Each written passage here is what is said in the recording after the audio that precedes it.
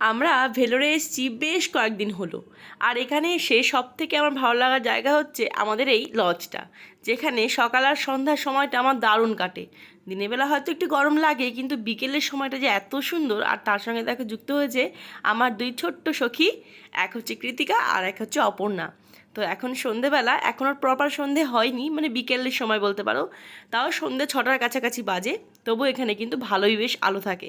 সন্ধে নামতে নামতে প্রায় 7টা বেজে যায়, তাই এখন এটা আমাদের কাছে বিকেল।